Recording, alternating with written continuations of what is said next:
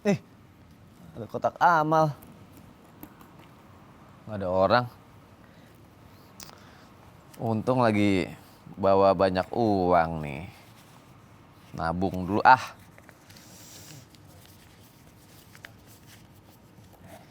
Bung. Masya Allah, tabarakallah. Ya Allah, sedekah subuh. Wah, Iya, Ustadz. dermawan sekali. Iya, Masya Allah. Aku tuh baru menyadari gitu. Kalau selama ini aku mikir, kok aku selama ini kok kayak nabung tuh bukan nabung kebaikan gitu. Kayak nabung dosa gitu. Jadi Nabung? akhirnya aku masukinlah ke sini. Ke kotak Nabung? amal, nabung. Ah, Masya Allah, pas banget. Lebih bagus kita sampaikan kepada jamaah Islam tidak di rumah. Kita bahas tema ini. Apa? Mau tahu nggak temanya? Apa, Ustadz? Menabung tuh amal kebaikan, bukan dosa. Itu aja.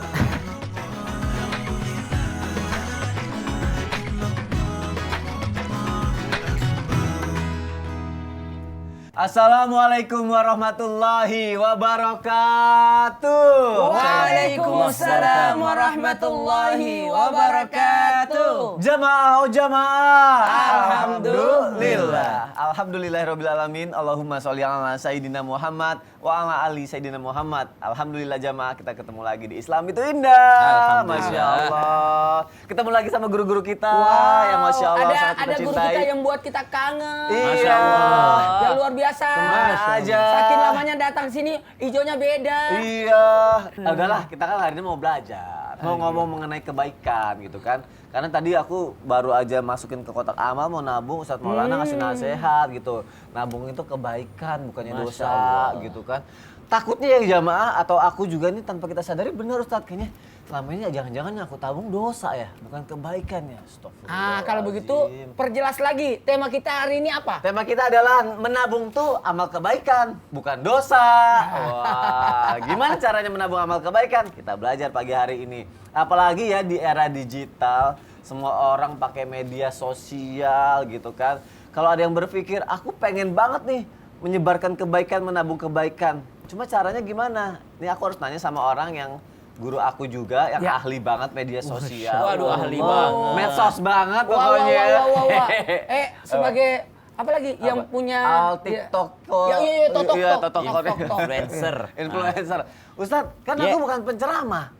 Caranya bagaimana cara menabung kebaikan melalui media sosial? Wih, Masya Allah, tabarakallah. Wah, penjelasannya dong Ustadz Syam. Sampai guruku Ustadz Azhari, Masya Allah, Ustadz Maulana, Mas Soni, serta guru-guru kami yang dimuliakan Allah Subhanahu wa Ta'ala. Alhamdulillahi Rabbil Alamin, wassalatu wassalamu ala asyrafil anbiya'i wal mursalin, Sayyidina Muhammadin wa ala alihi wa sahbihi ajma'in.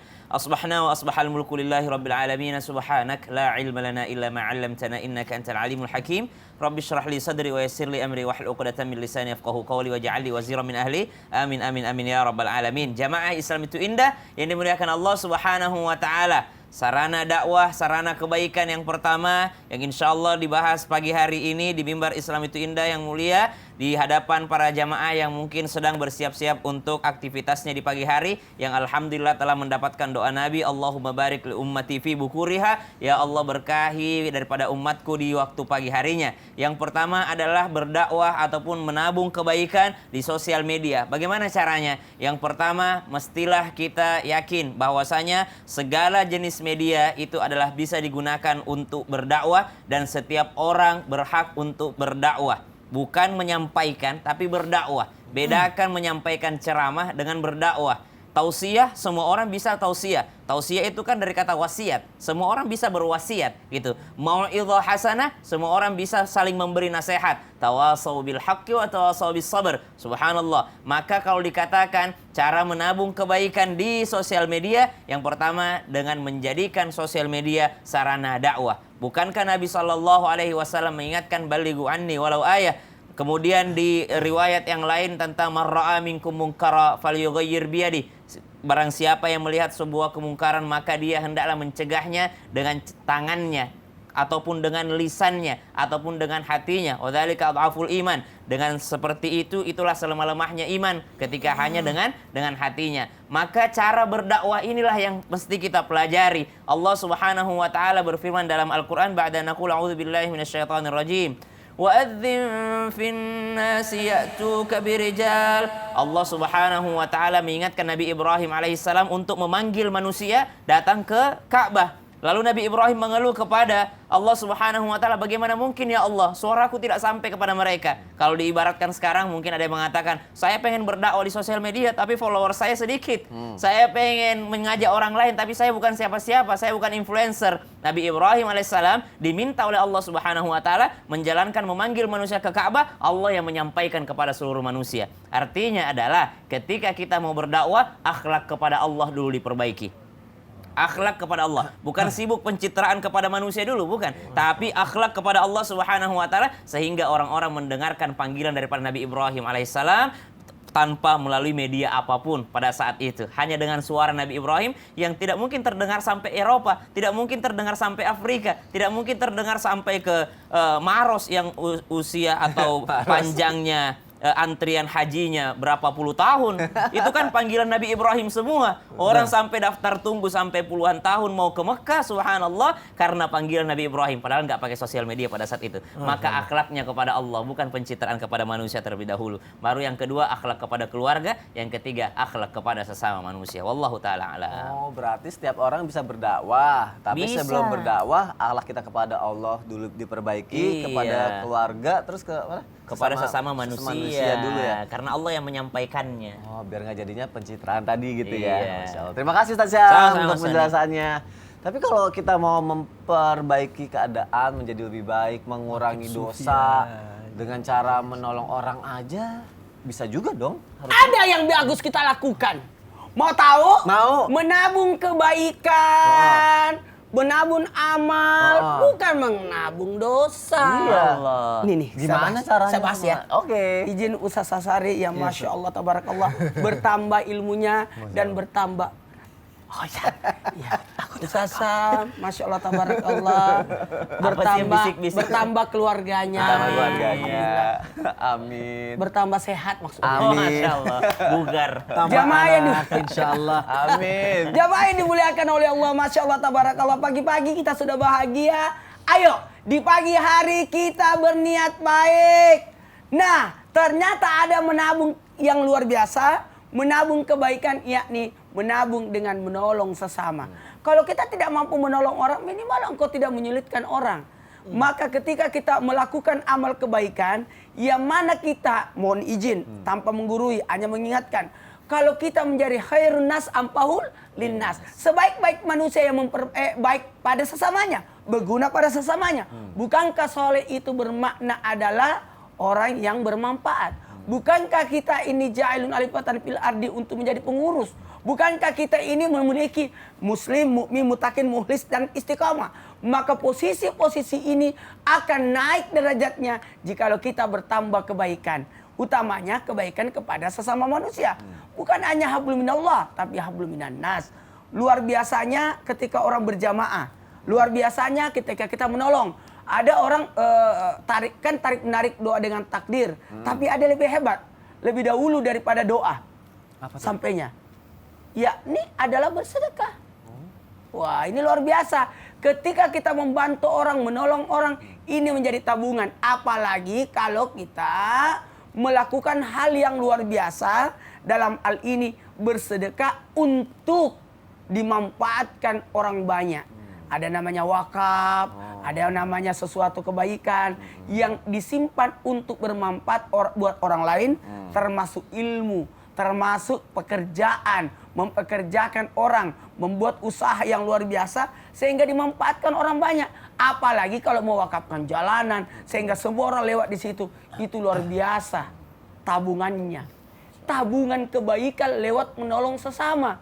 Ada orang kasihan minta tolong untuk dimasukin anaknya di perusahaan, terus kita masukin atau dimasukin di sekolah kita masukkan atau kita bayarin. Sepanjang dia mendapatkan kebaikan itu, kita pun mendapatkan kebaikan, jadi tabungan buat diri kita, menjadi jariah. Cuman hati-hati, jangan sampai justru dengan sesuai tema kita, jangan sampai menabung dosa. Maksudnya apa? Mohon maaf, mematikan karir orang, memfitnah orang, menjelek-jelekkan orang, bukan malah menolong tapi menodong.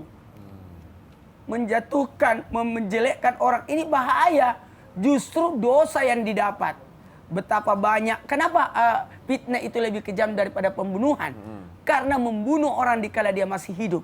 Dan hati-hati, jangan sampai kata Nabi engkau menjadi orang yang muflis. Siapa itu? Orang yang bangkrut. Yang mana orang bangkrut? Habis amal ibadahnya karena terlalu banyak orang yang terzalimi. Maka tabunglah menolong manusia, bukan menabung menzalimi orang. Aduh. Nah, ini yang harus kita jaga. Jadi dua sisi Islami Tindak hari ini membahasnya, menabung kebaikan bukan menabung dosa. Ya, ini yang harus dicamkan. Ayo, kalau Anda tidak bisa membantu orang, minimal tidak menyulitkan orang. Lebih baik jangan kasih tunjukkan jalan orang. Kalau engkau salah tunjuk jalan. Nyasar orang gara-gara kau. Nah, ini bahayanya. Baik, berarti lebih baik kita menabung kebaikan ya daripada kita menabung. Tapi kebaikan menolong orang. Menolong orang. Jadi yang pertama adalah menabung kebaikan dengan menolong. Dengan menolong orang. Karena kalau kata Ustadz Maulana tadi, menolong orang sama dengan sedekah. Sedekah itu lebih cepat sampainya malah. Bahkan ada namanya sedekah jariah. Sedekah jariah. Terima kasih Ustadz Maulana untuk penjelasannya. Tadi aku sempat kepikiran deh, Ustadz Maulana bilang apalagi kalau kita ngelakuin yang namanya wakaf. Wakaf kan bisa berguna untuk banyak orang juga. Bahkan aku juga pernah dengar nih Ustaz Al-Jari, nggak tahu ya benar apa enggak ya. Pas banget katanya. Iya, makanya kalau wakaf katanya kalau kita meninggal tetap pahalanya mengalir terus gitu kan. Tadi aja kita disondingin sebelum syuting. Apa? Suruh bikin wakaf. Nah, itu dia. Kalau misalnya kita meninggal wakafnya ada, tetap pahalanya mengalir, tapi kita di semasa hidupnya tetap ngelakuin dosa juga, itu gimana? Tetap ada pahalanya apa enggak? Tapi kan udah wakaf. Berwakaf tapi di saat yang sama melakukan dosa gitu. Oh, iya udah wakaf tapi ada dosa. Bagus nih pertanyaan. Wah, penjelasannya dong Ustadz. Baik, bismillahirrahmanirrahim. Assalamualaikum warahmatullahi wabarakatuh. Waalaikumsalam warahmatullahi Pemirsa, wabarakatuh. Islam itu indah. Trans TV yang dimuliakan Allah Subhanahu wa taala. Berwakaf itu salah satu sedekah jariah yang luar amal yang membuat kita mendapatkan jariah. Amal jariah, jariah disebut jariah karena dia terus mengalir. Karena dia terus mengalir hatta kita udah wafat. Masalahnya bagaimana kalau ada orang udah beramal, dia melakukan wakaf, lalu kemudian di saat yang sama dia melakukan dosa. Maka ini berbahaya banget. Karena dosa itu bisa menimbulkan 3 sekurang-kurangnya. Salah satunya adalah bisa memutuskan amal. Yang pertama, dosa itu al-ithmu ma haka fi sadrik. Dia bisa membuat hati kita gelisah. Bayangin kalau kita belum sholat, nunda sholat, gimana perasaan kita? Gelisah. Gelisah. Lalu kemudian kata Nabi SAW, dosa itu adalah wa karihta an yattali'a alaihin nas. Dia akan membuat kita malu dengan orang lain. Ketika orang tahu aib kita, malu. Itu ciri-ciri dosa. Karena itu kata Nabi, innal abda, seseorang idza akhta'a khati'atan nuqitat fi qalbihi nuqtatun sauda. Kalau kita buat dosa, Tuhan kasih titik hitam di hati kita.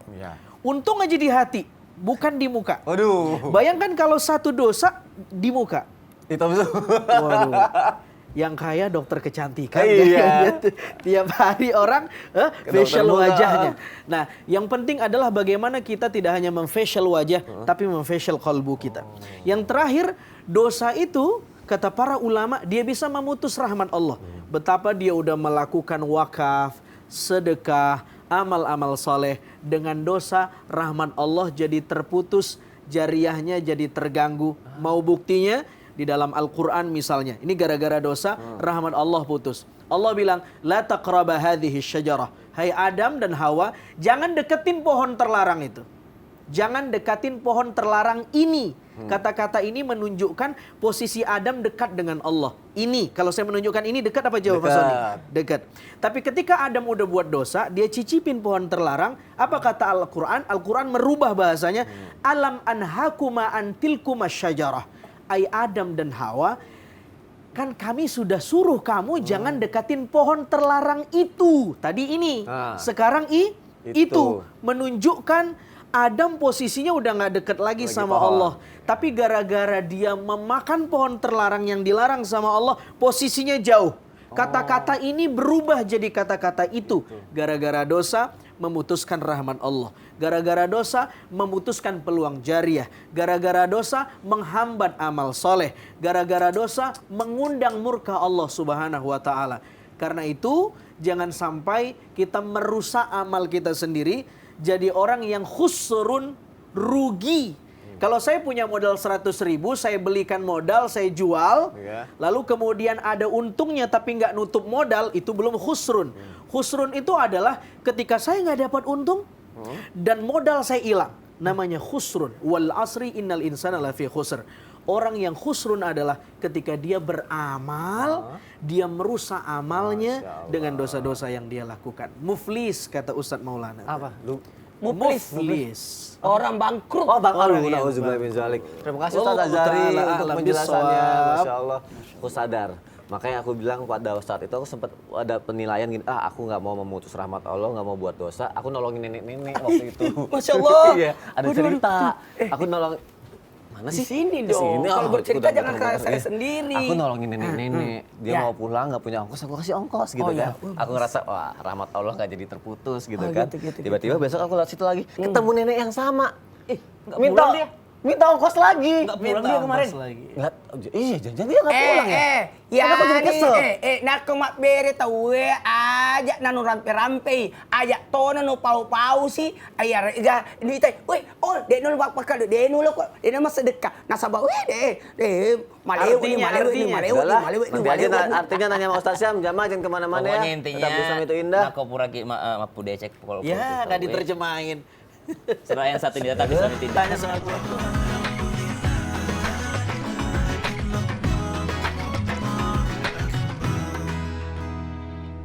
Jamaah, oh jamaah.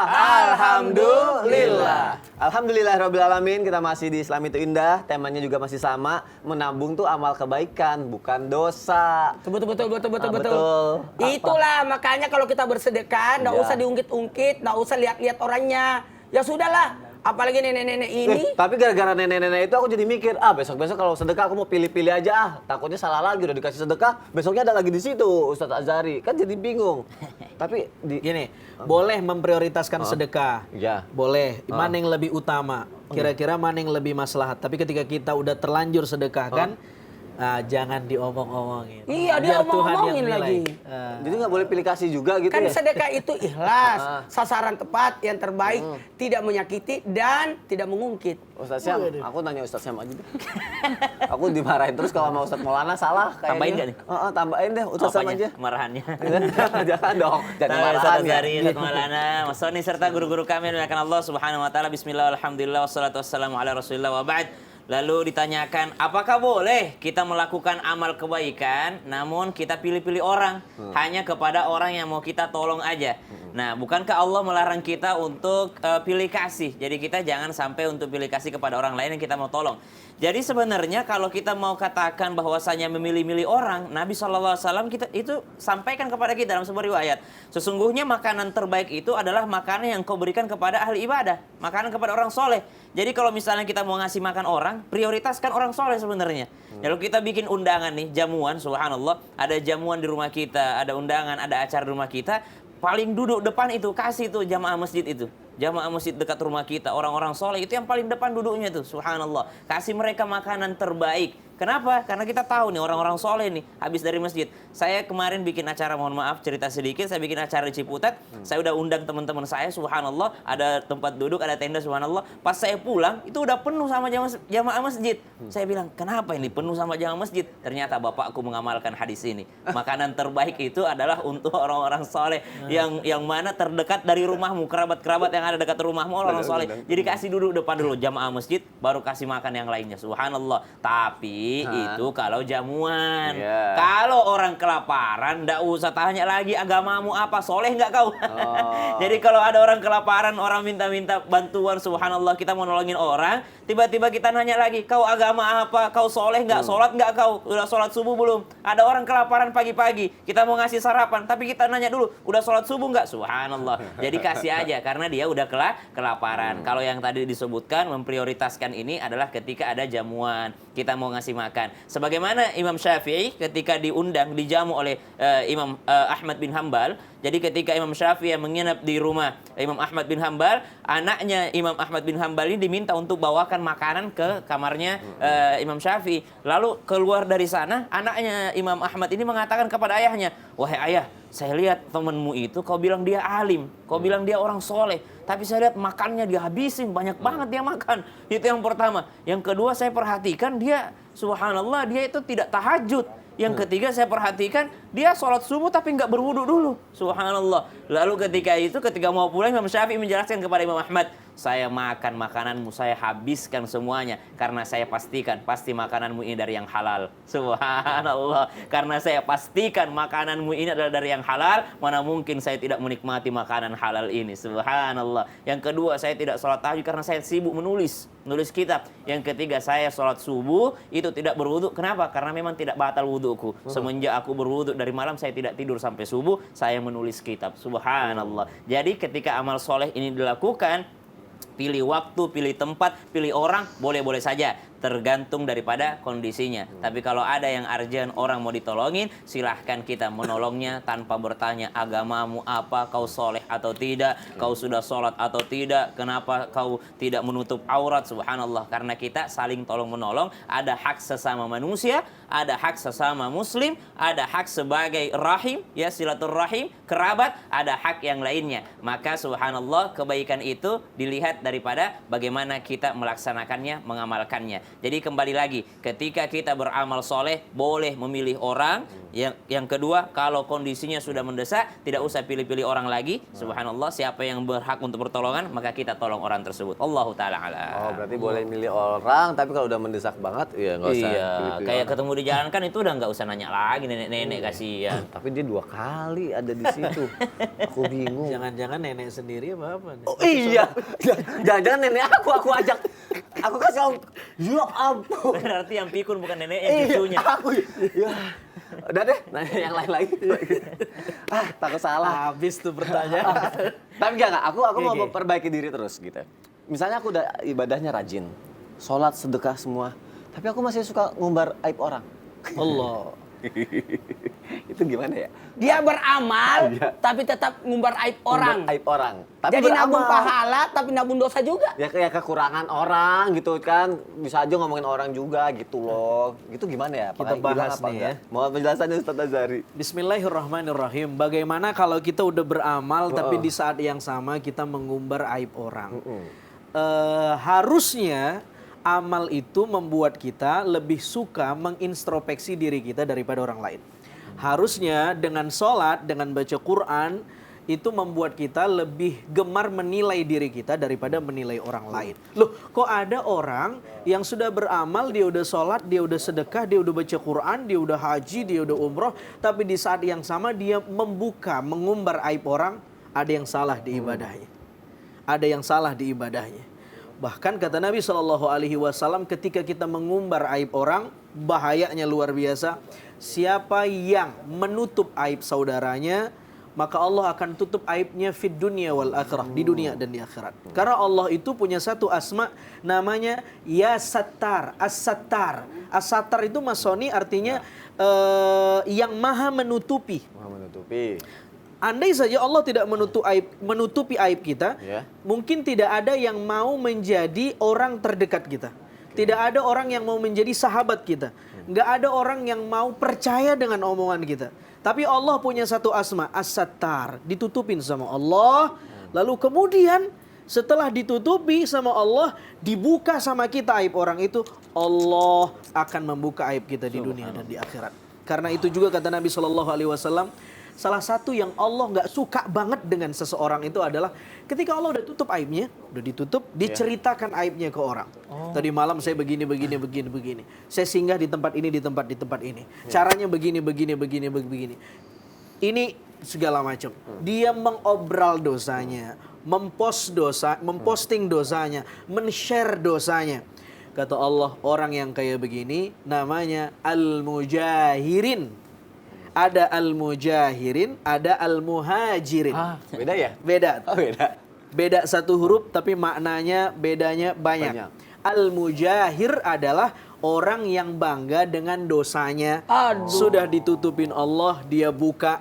Tapi orang yang muhajir, dia yang hijrah dari yang tidak baik ke yang baik. Tapi mujahir sudah ditutupin, dia umbar aibnya. Lebih-lebih kalau kitalah yang mengumbar aib orang itu. Subhanallah. Waliyadzubillah. Mudah-mudahan Allah jaga lisan kita untuk bisa men-skip apa-apa yang nggak penting sehingga kita nggak mengumbar aib orang. Amin ya rabbal alamin. Terima kasih Ustaz Azhari. Oh, berarti seperti yang kata Ustadz Azhari bilang, kita itu kalau bisa harus menjadi orang yang al-muhajirin dibanding al-mujahirin. Betul. Oh, Masya Allah. Untung nggak? Bahaya, Jago dia. Masya Allah. Mujahir, Luar biasa. muhajir. Mujahir, muhajirin. Masya Allah. Ada satu lagi. Apa lagi? Mujair. Buat kenyang itu kalau itu. enak. Itu enak Ikan tuh. mujair. Aku suka Sebutkan banget. nama 5, nanti dapat sepeda. Hei, nama ikan. Oke, jangan deh. Kalau gitu aku mau bacain pertanyaan, insya Allah dapat jawaban dari Ustadz Maulana dan guru-guru kita. Yuk kita masuk ke segmen Tanya Dong Ustadz. Kami semua tanya dong Ustadz. Masya Allah, tabarakallah. Ada pertanyaan dari siapa ya? Oke, ini dari Instagram hamba Allah. Assalamualaikum Ustadz. Waalaikumsalam warahmatullahi wabarakatuh. Emang salah ya kalau kita saling berlomba nabung amal kebaikan untuk mendapatkan tempat yang layak nanti di surga? Ustadz Syam? Semua tempat di surga itu layak.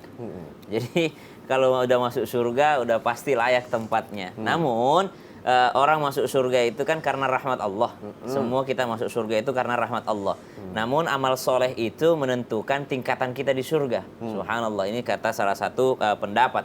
Jadi kalau dalam Al-Quran disebutkan wa may ya'mal minas solihati min dzakarin aw untha wa huwa mu'minun, orang-orang yang beramal soleh laki-laki ataupun perempuan itu akan diberikan surganya Allah Subhanahu wa taala. Jadi memang kalau orang beramal soleh untuk mendapatkan surga, insya Allah tidak ada yang salah di sana. Ya, tidak ada yang salah di sana. Cuma kalau mau lebih tinggi lagi tingkatannya, lakukan karena Allah Subhanahu wa taala. Seperti Sayyidatina Rabi'atul Adawiyah ya.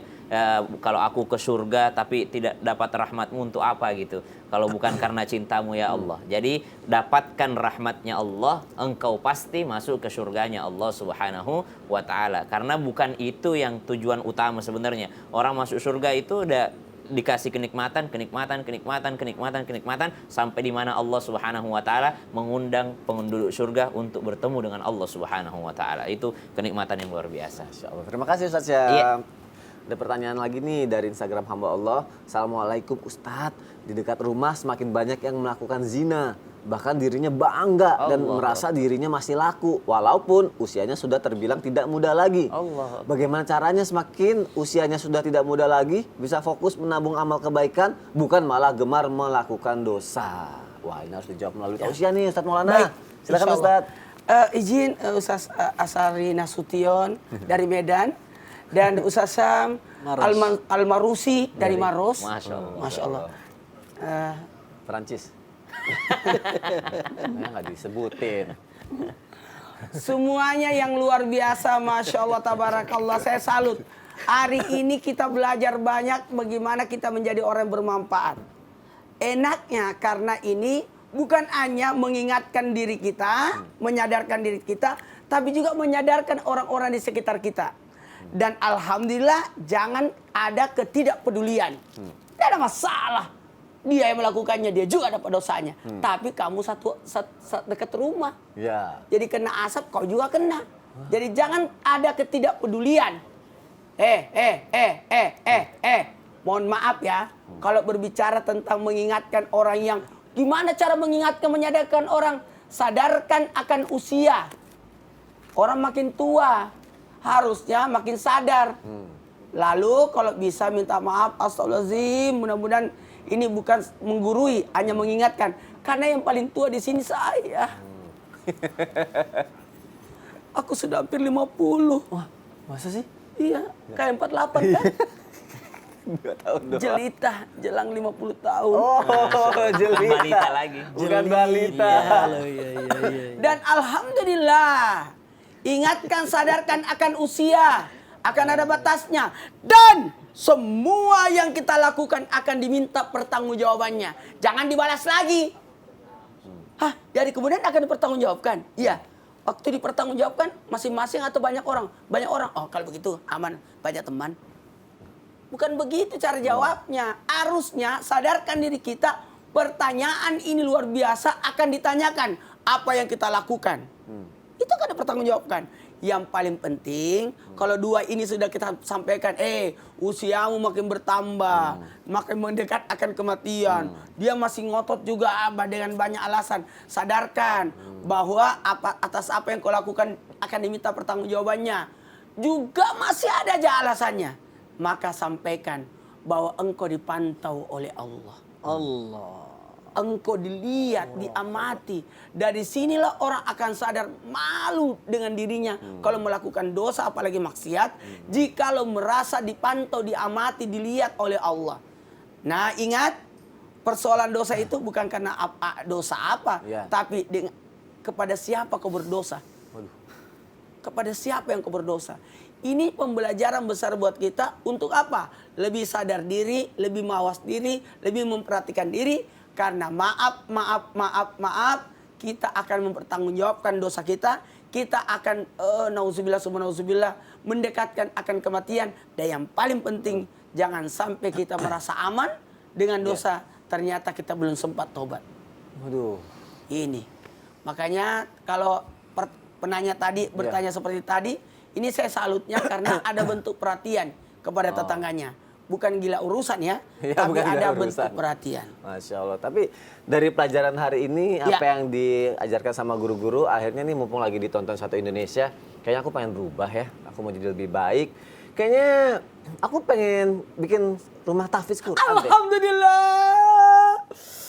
Waduh, senangnya mau bikin rumah tahfiz Quran, ya Allah, enaknya. Tunggu dulu. Alhamdulillah dapat Mulia pujian. banget ya. Iya, Mulia banget. keren Mulia kan. banget. Ngomongnya pas banget tempat TV dapat pujian. Pahalanya gede itu. Luar biasa banget. Dipuji orang. Mau dipuji lagi, kita bahas aja.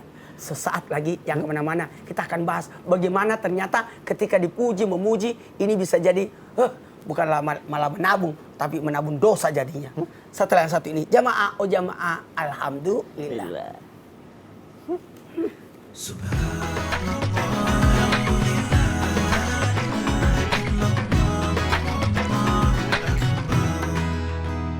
Jamaah, alhamdulillah. Alhamdulillahirrabbilalamin, kita masih di Islam itu Indah. Dan buat jamaah yang baru bergabung, hari ini kita sedang membahas tema menabung tuh amal kebaikan ya, bukan dosa ya. Tapi kalau amalan itu disebut-sebut juga, pamerlah sampai mau didengar, riak lah, itu kan bahaya juga. Tapi kan tetap dibangun rumah tahfiznya, Wih. tetap dapat pahala dong. Namanya apa rumah tahfiznya? Sonfai Tahfiz. Oh iya. Kesini dong biar keren gitu. Ada logonya gitu ya, ada motonya ya. Iya. Kesini dong biar keren. Nggak apa-apa dong. Mau keren? Mau ke rumah Jadi tahfiz tahfiz Sonfai. Quran. Iya. Boleh dong. Tetap Boleh dapat dong. pahala dong Ustaz. Boleh, Siap. boleh. Ya kan? Semuanya kebaikan. Terus gimana? Itu urusan Allah udah itu. Jadi aku harus gimana sekarang nih? Abe guru gue satu Sari, siap. Dr. Maulana Mas Sony, serta guru-guru kami yang dimuliakan Allah Subhanahu wa taala. Nabi SAW sangat mengkhawatirkan daripada umatnya yang disebut dengan syirkul asghar. Apa itu? Kesyirikan kecil. Kesyirikan kecil yang mana bermula daripada adanya keinginan untuk riya atau ingin dilihat daripada amal solehnya oleh manusia. Pernah dijelaskan di mimbar Islam itu Indah bahwasanya riya itu adalah menggunakan kendaraan akhirat untuk tujuan dunia. Kendaraan akhirat untuk tujuan dunia. Jadi kalau misalnya pakai pakaian yang bagus, jam tangan bagus, itu kan bukan kendaraan akhirat sebenarnya. Kendaraan dunia untuk pujian dunia itu bukan riya. Tapi ada orang menggunakan kendaraan akhirat untuk pujian dunia, tujuan dunia. Yang mana itu? Contoh sholat. Sholat itu adalah kendaraan akhirat, tapi digunakan untuk dipuji sebagai orang soleh, untuk tujuan dunia. Puasa itu adalah kendaraan akhirat, tapi digunakan untuk dapat pujian. Rumah tahfidz itu adalah kendaraan akhirat sebenarnya. Namun ternyata dipakai untuk pujian dunia. Subhanallah, maka itulah yang disebut dengan riya dan termasuk kategori syirkul asghar atau kesyirikan kecil yang mana kata Nabi SAW di akhirat kelak orang tersebut akan dipanggil oleh Allah Subhanahu wa taala untuk menerima pahalanya, tapi bukan dari Allah. Menerima dari mana? Dari orang-orang yang dia harapkan pujiannya ketika di dunia. Jadi dia bangun rumah tahfidz, ternyata niatnya untuk dapat pujian dari orang lain. Dia beramal soleh, ternyata untuk dapat pujian daripada orang lain. Dipanggil sama Allah, sini ambil pahalamu. Pahala apa ya Allah? Amal solehmu dunia. Kamu kan pernah bangun rumah tahfidz. Ya Allah, mana pahalanya? Ambil dari orang yang kau minta pujiannya ketika di dunia. Subhanallah. Ketika sampai ke sana, ternyata orang tersebut tidak bisa ngasih pahala. Dia kan bukan Tuhan. Bagaimana cara dia ngasih pahala? Kata orang tersebut, bagaimana? Saya juga mau bertanggung jawab atas amalanku sendiri. Subhanallah. Maka dialah orang yang paling merugi di dunia dan akhirat. Kenapa kami sampaikan di dunia juga? Karena orang yang ria beramal akhirat untuk dapat pujian dunia, tentu saja Allah akan menghilangkan kewibawaan daripada dirinya. Hilang wibawanya orang yang senantiasa beramal soleh untuk pujian dunia. Nggak respect kita kepada orang-orang yang ria tuh. Nggak bakal respect kita. Subhanallah. Maka ada juga pesan daripada guru-guru kita, kalau mau bangun pesantren, mau bangun rumah tahfidz apa segala macam, serahkan kepada ahlinya. Banyak orang karena modal uang. Subhanallah. Banyak orang modal uang, bangun rumah tahfidz. Modal uang, bangun pesantren. Akhirnya terbengkalai begitu saja. Maka yang seperti ini lebih baik engkau beli tanah, kasih kepada kiai. Beli tanah, kasih kepada yang bisa benar-benar ngurusin rumah tahfidz, yang bisa benar-benar untuk ngurusin yang namanya Al-Quran, yang bisa benar. Kan tidak semua orang jadi pengajar, tidak semua orang atas nama pemilik daripada rumah tahfidz tersebut. Kun alima, au muta'allima, au mustami'a, au muhibba. Bisa jadi engkau pengajar, bisa jadi engkau pelajar, bisa jadi engkau pendengar saja, atau yang keempat, jadilah sponsor. Lebih baik jadi sponsor saja. Tapi jangan jadi yang kelima. Fala takunil khamisah. Jangan jadi golongan yang kelima. Siapa itu? Sudah tidak mengajar, tidak mau juga belajar, tidak mau juga mendengar. Setiap ada kegiatan seperti ini tidak mau berpartisipasi. Dia yang paling pertama protes. Subhanallah. Mau bangun apa itu? Udah lapor belum ke sini? Udah ini ada jatah preman di sini. Subhanallah. Dia membenci ilmu pengetahuan. Maka dialah manusia yang paling celaka. Maka orang yang ria adalah orang yang rugi, membatalkan pahalanya. Ba'da naqul a'udzubillahi minasyaitonir rajim.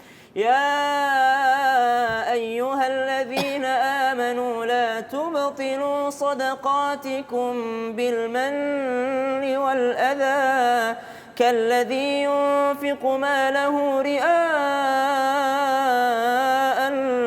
nas wa la yu'minu billahi wal yawmil akhir فمثله كمثل صفوان عليه تراب فأصابه وابل فتركه صلدا.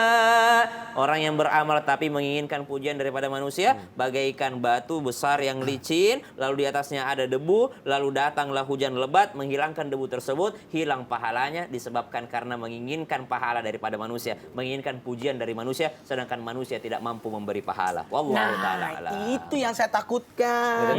Makanya kalau beramal jangan ria. Ya udah kalau gitu aku sepakat. Tahu gini. Apa? Kalau ada gantinya, Apa? bukan ria tapi berdakwah. Masya Allah. Atau menyiarkan dia sebagai syiar. Soalnya tadinya niat mulia aku adalah biar aku kelihatan alim. Waduh, berat. Gitu loh. Ya, kalau gitu nggak jadi aja deh buka.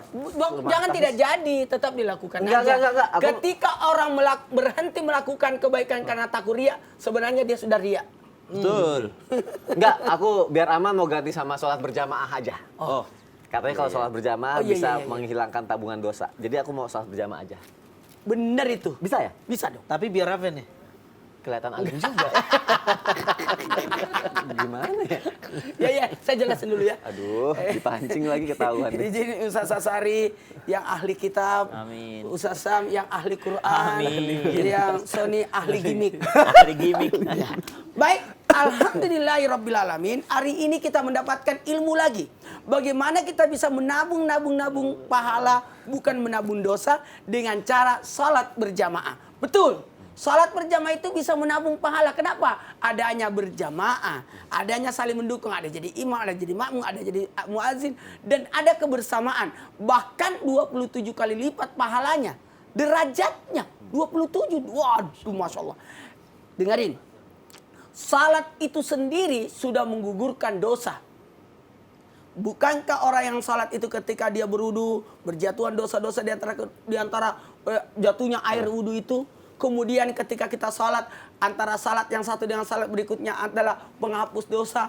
Bahkan ketika orang salat, ketika dia salat disimpanlah dosanya di atas kepalanya, di pundaknya, di pundak apalagi di pundaknya ya. Bahu, ya. Bahu dan sebagainya. Ketika dia ruku berjatuhanlah dosa-dosanya. Dan ketika masih ada dosa, maka ketika dia sujud makin berjatuhan itu dosa. Itulah hebatnya ketika kita sholat. Apalagi sholat itu mencegah dari perbuatan keji dan mungkar. Ini luar biasa. Bentuk perlindungan yang luar biasa. Bahkan sholat berjamaah itu menggugurkan dosa. Dari sisi mananya? Ketika dia melangkah menuju pergi ke tempat sholat berjamaah, maka 1 pahala, 1 dosa, dan 1 derajat yang dapat padanya. Pahala, ampunan, derajat. 2, 3. Pahala, ampunan, derajat. Pahala, ampunan, derajat. setiap langkah, setiap langkah, setiap langkah, setiap langkah, setiap langkah. Makanya bagusnya berwudu dari rumah. Kalau perlu mandi dari rumah, baru pergi. Itu penggugur dosa itu. Jangan kebalik. Nanti di masjid baru berwudu. Sekalian mandi. Tempat wudu yang di masjid untuk orang yang batal wudunya di masjid. Oh, iya. Di perjalanan. Bisa mampir di masjid dulu. Bapak mau sholat berjamaah? Bukan, mau ke toilet. Habis itu berangkat lagi. Habis itu pergi lagi nggak sholat ya. Ini pembelajaran besar buat kita. Maaf ya, salat berjamaah itu banyak faedah di dalamnya. Ternyata setelah diteliti, kenapa disebut 27? Karena ada berwudu dari rumah, ada melangkah, ada bersegera, ada doa masuk masjid, ada kemudian itikaf, kemudian salat sunat, kemudian ada syiar di dalamnya. Jadi sebenarnya banyak. 27 itu sebenarnya 27 kemuliaan. Jangan tergesa-gesa ke masjid untuk berjamaah. Lari-lari, enggak usah. Jangan, santai aja. Santai aja. Berapa yang kau dapat itu, enggak ada masalah sebenarnya. Kalau udah kelar kan masih ada orang masbuk. Kita bisa jadi makmum lagi kepada orang masbuk. Ya tidak apa-apa. Disinilah nikmatnya ketika kita salat berjamaah, penggugur dosa. Penggugur dosa. Masya Allah. Alhamdulillah. Terima kasih Ada Maulana. apalagi ada salat yang tidak boleh tidak berjamaah. Apa? Ada salat tidak boleh tidak berjamaah. Salat apa? Salat Jumat.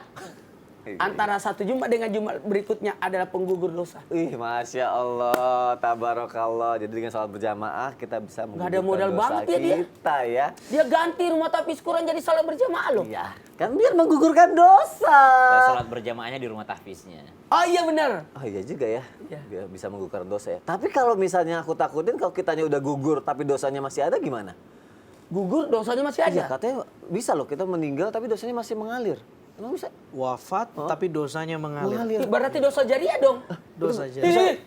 Bisa diberhentiin nggak tuh Ustaz Azhari? Ya Allah. Caranya gimana cara berhentiinnya? Ada dalam Al-Quran isyarat. Mohon iya, penjelasannya silakan, Ustaz. silakan. Masya Allah. Masya Gimana Allah. caranya tuh ya? Bismillahirrahmanirrahim. Kita berlindung kepada Allah, mudah-mudahan jangan termasuk orang yang mendapatkan dosa yang terus mengalir.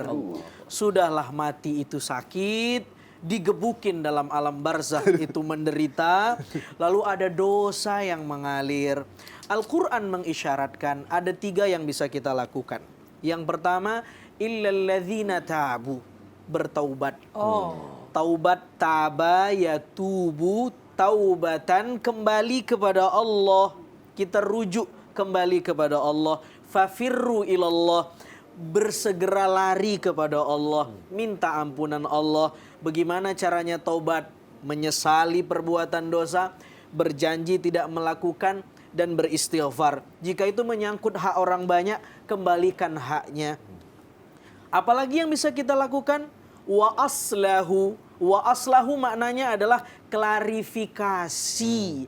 Jelaskan ke orang. Kita upload foto kita ngumbar aurat, kita posting di media sosial. Kita sudah wafat, tapi dosa di media sosial terus mengalir meskipun kita udah nggak punya Instagram, udah wafat, udah di alam barzakh.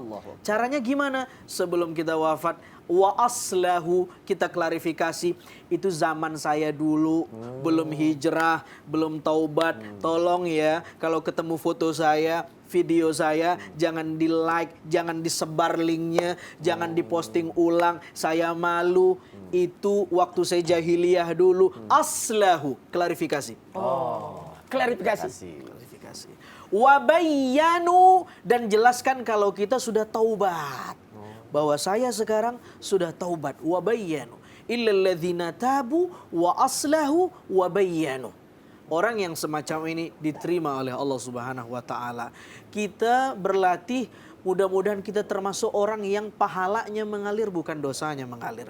Di Al-Quran dikatakan dalam surah Yasin, kita sering baca, A'udzu billahi minasyaitonir rajim. Inna nahnu nuhyil mauta wa naktubu ma qaddamu wa atharahum. Ada orang-orang yang dia punya amal dicatat sama Allah. Siapa dia? Ada dua nih kata para ulama tafsir. Yang pertama adalah khutuwatuhum ilal masjid, langkah dia ke masjid. Tuh kata Ustaz Maulana tadi itu. Langkah ampunan derajat. Yang tadi pahala ampunan derajat. 1, 2, 3. Pahala ampunan derajat. 1, 2, 3. ilal masjid. Ya sudah. Itu satu. Nah, Masya Allah. Yang kedua, yang termasuk jariyah itu kata para ulama adalah mataraku min amalin salihatin hasanatin wa umila lima ba'da mautih. Dia wafat tapi dia punya legacy, dia punya warisan, dia punya tradisi yang dia jadikan amal soleh dan orang ngikutin itu. Mas Sony udah wafat misal. Ya. Lalu kemudian kata istrinya, nak ba'da maghrib kita baca Quran ya. Kenapa? Dulu ayah, Abi, dulu baca Quran ba'da maghrib. Diikutin sama anak istrinya. Kebiasaan yang baik. Legasinya itu. Masya Allah. Oke. Mudah-mudahan kita termasuk orang yang mengalir, pahalanya bukan dosanya. Amin ya Allah. Amin ya Rabbal Tapi Alamin. kalau Masya Allah. Jadi kalau dosa itu sudah mengalir, sudah terlanjur jadi dosa jariah, jadi bisa di yang tadi itu ya semuanya. Diklarifikasi. Dia tobat, dia Dia klarifikasi dan dia jelaskan dia udah berubah. Tapi Masya kalau dia Allah. sudah tercap orang jahat, terus padahal dia sudah tobat, kasihan juga itu. Ya, ini hanya Allah yang bisa nilai. Ada orang yang sudah dianggap orang dia pelaku maksiat, jarak antara kakinya dengan neraka sejengkal, tapi Masya Allah takdir baik mendahulunya, dia diampuni oleh Allah Subhanahu wa taala. Kata Nabi sallallahu alaihi wasallam dalam hadis yang sahih. Baik Makasih lagi ke banyak. Allah ya Masya Allah. Jadi yang di rumah ini dia lagi nonton, sudah merasa banyak dosa.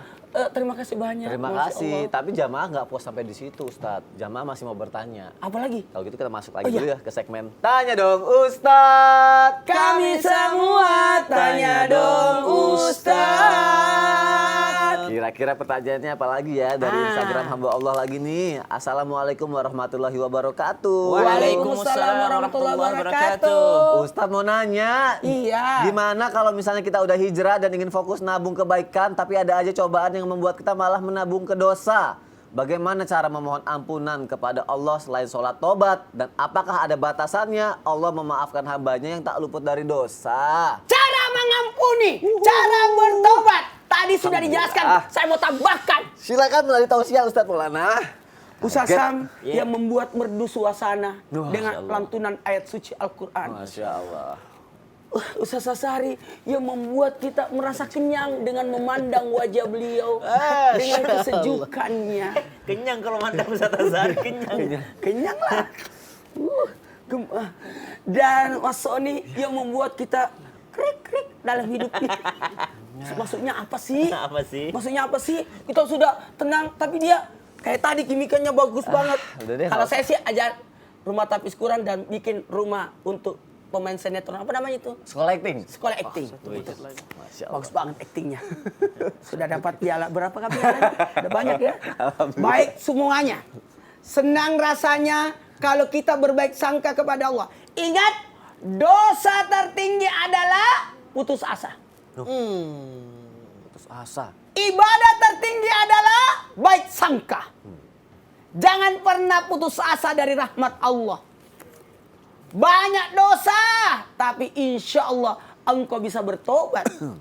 Ustadz, ada nggak jalan yang lain selain salat sunat tobat? Jawabannya ada. Apa tuh?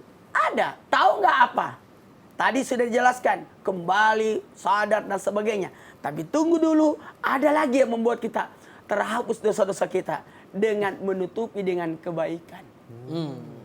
Perbanyak ibadah, perbanyak kebaikan. Saya kasih contoh. Ada orang marah sama kita. Tapi kita tetap berbuat baik sama dia. Bawain hadiah. Tadinya dia mau marah. Nggak jadi marah. Karena kita lebih banyak berbuat baik pada dia. Begitulah ibaratnya. Jadi kalau kita punya dosa, tutupilah dosa itu dengan berbuat kebaikan.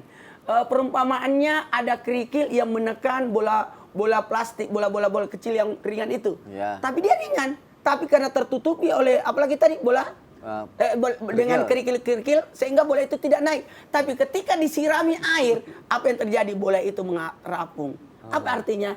Keburukan itu akan bisa tertekan, bahkan bisa menaikkan dirimu dengan adanya air kebaikan. Kayak mandi bola ya. Iya. Normal itu. Dia pengen mandi bola tuh. Disederhanakan mandi bola.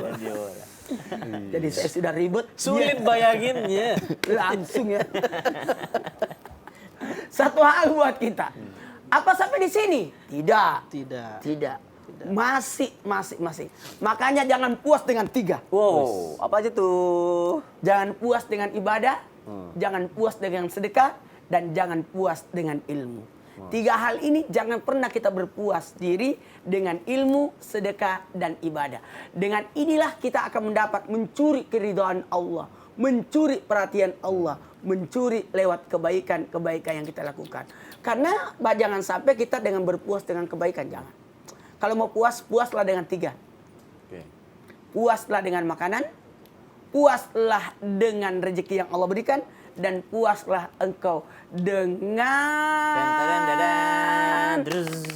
pasangan hidupmu. Masya Allah, itu yang wajib dan penting ya. Bahaya tuh. Oke, terima kasih Ustaz Maulana untuk jawabannya. Jadi kapan bikin sekolah aktingnya? Insya Allah nanti. Iya, supaya anak-anak saya bisa masuk. Ya, oke, nanti ya. Kalau udah bikin aku kabarin ya. Ya. Sekarang aku mau sholat berjamaah dulu. Salat berjamaah dulu. Iya, dapat ampunan dosa. Oh, iya. Ya Allah, masih nyambung dia. Masih nyambung. Kita sudah kemana dia masih nyambung. Ini ada pertanyaan lagi nih dari Instagram @juwita_lestari. Aku ikuti dah. Ini bacain Ustaz mau. Jangan. Assalamualaikum Ustaz. Waalaikumsalam. Melakukan amal kebaikan bisa dengan berbagai macam cara. Akhirnya aku suruh suami untuk tolongin tetangga aku yang lagi kesusahan. Ya. Wah, waktu itu.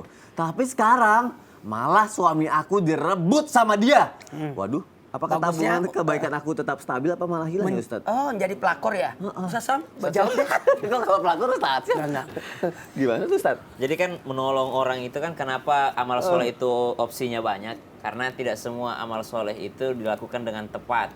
Membantu orang lain, senyum itu adalah amal soleh. Tapi tiap hari dia senyum sama janda tetangga.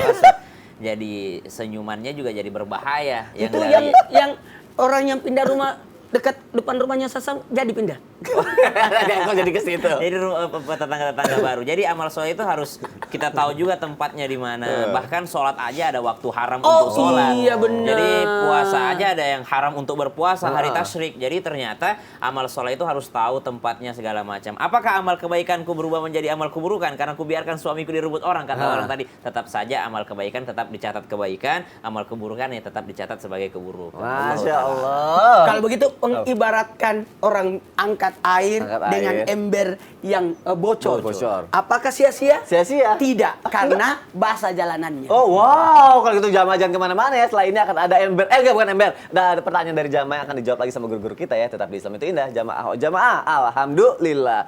Ustadz basah jalanannya Ustadz. Balik sekali lagi.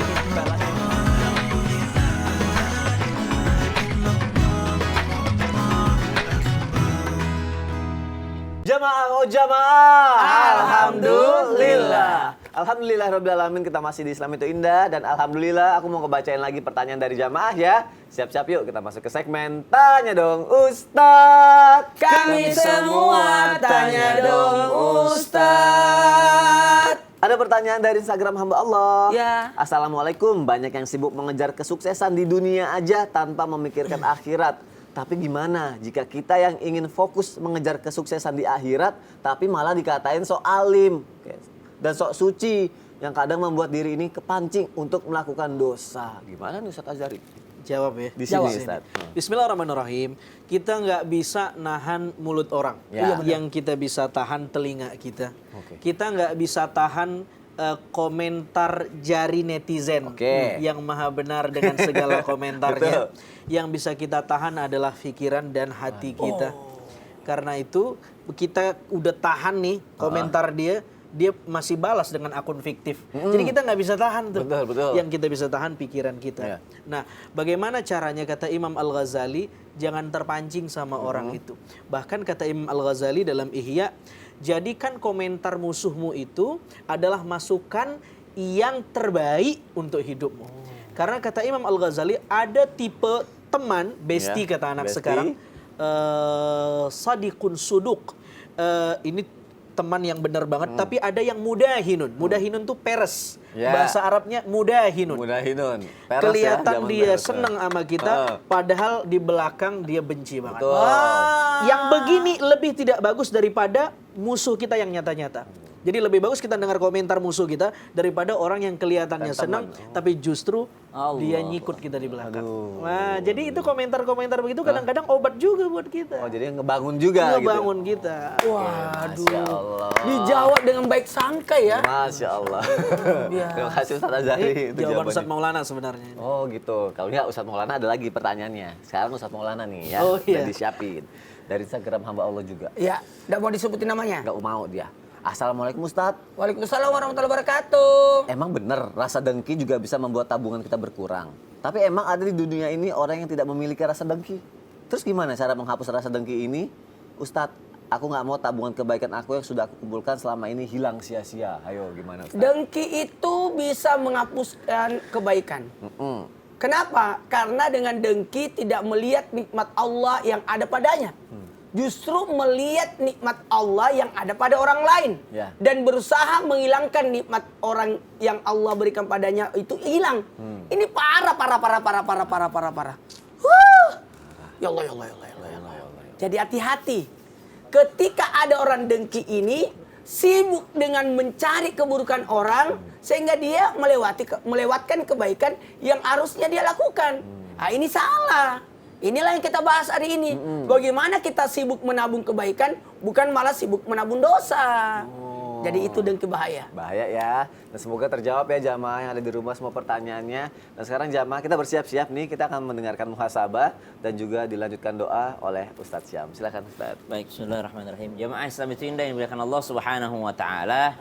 Pada intinya kita ingin menjadi manusia yang baik.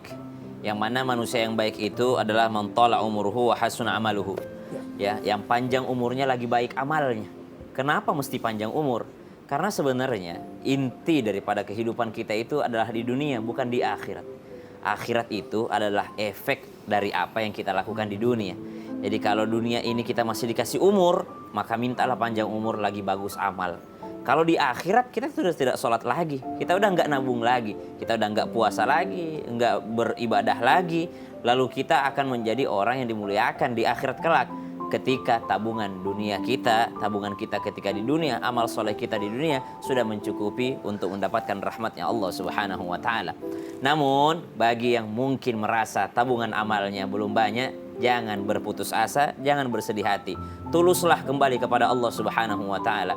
Seorang wanita yang mungkin baru beramal sedikit, memberi minum seekor anjing, justru ditetapkan menjadi penghuni surga karena rahmat Allah Subhanahu wa taala. Sebaliknya, seorang wanita yang rajin menabung untuk akhiratnya, namun ternyata zalim terhadap seekor kucing, justru ditetapkan menjadi seorang penghuni neraka. Kenapa? Karena tidak mendapatkan rahmat Allah Subhanahu wa taala. Pada intinya, kita menabung akhirat, namun ujung-ujungnya adalah menginginkan, mengharapkan rahmat Allah Subhanahu wa taala. Maka sibukkanlah untuk diri kita sendiri, bukan sibuk untuk mengurusi orang lain. Kita tidak punya banyak waktu untuk mengurus orang lain, maka sibuklah beramal untuk diri sendiri, memperbaiki diri sehingga banyak tabungan amal akhirat kita. Bismillahirrahmanirrahim. Alhamdulillahirabbil alamin. Allahumma salli ala sayyidina Muhammadin nabiyil ummi wa ala alihi wa sahbihi wa sallim.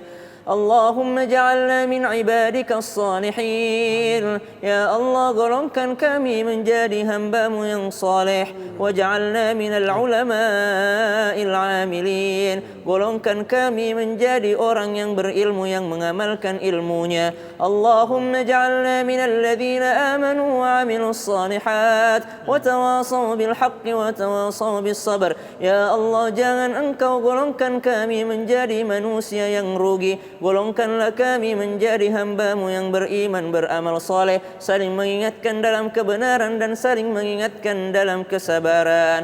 Rabbana atina fid dunya hasanah wa fil akhirati hasanatan wa qina adzaban nar. Wa sallallahu ala sayyidina Muhammadin nabiyil ummi wa ala alihi wa sahbihi wa baraka wa sallam walhamdulillahi rabbil alamin. Masya Allah, terima kasih kepada guru-guruku yang tercinta. Terima kasih jamaah sudah menyaksikan Islam itu indah. Insya Allah besok kita ketemu lagi ya. Wassalamualaikum warahmatullahi wabarakatuh. Waalaikumsalam warahmatullahi wabarakatuh. Memang karena aku diciptakan untuk dicintai oleh ibu-ibu. Hidup ibu-ibu. Mari ibu-ibu, kita bersama ibu-ibu. Mari ibu-ibu, kita sayang sama ibu-ibu. Satu-satu ibu bersama ibu-ibu.